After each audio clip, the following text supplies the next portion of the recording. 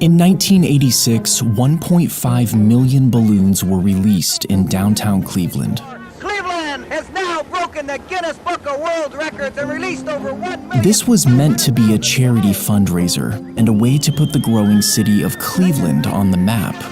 But instead of being remembered as an impressive spectacle, it would go down in history as a fatal disaster. The event was called Balloonfest, and it was Cleveland's way of trying to rebrand. You see, at the time, they had a pretty rough reputation, which was exemplified by its well-known nickname. City leaders wanted to prove that Cleveland wasn't a mistake, and that it was well on its way to becoming a world-class city.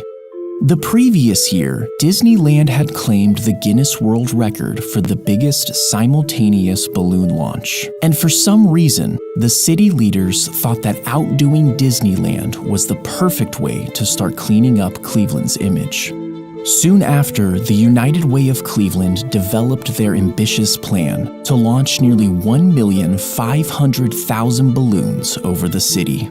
The event required 6 months of planning, including the construction of a net the size of a city block. It took thousands of volunteers hours to fill the balloons. And finally, on September 27, 1986, the day of Balloonfest arrived. As these final preparations were underway in downtown Cleveland, a very different story was unfolding just to the east on Lake Erie.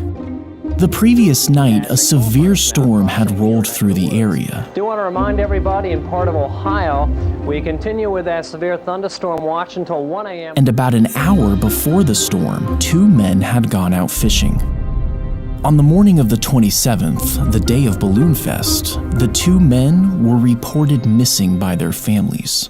Their boat was found abandoned on the lake, and authorities suspected that the men had fallen overboard because of the weather. The Coast Guard immediately began a search and rescue operation. Meanwhile, in Cleveland's public square, over 100,000 people had gathered to witness the balloon launch. The organizers were pleased that last night's storm had cleared in time for the event to go forward. But as the day wore on, the weather once again took a turn for the worse. A major rainstorm was closing in, but the balloons were already filled and ready to go. Rescheduling at this point would be near impossible. So instead, they released the balloons ahead of schedule. 5, 4, 3, 2, 1. Here they go. Lift off. Amazing. And the far end is up, and there they go, John. The Guinness Book of World Records has just been broken in Cleveland. Over 1,500,000 balloons. There was no doubt about it. The launch was spectacular. We did it! We did it, John! It was a tremendous moment of triumph for the city of Cleveland. But unfortunately, this moment of triumph did not last long. The expectation was that the helium-filled balloons would float around for a while before eventually deflating and returning to Earth one by one.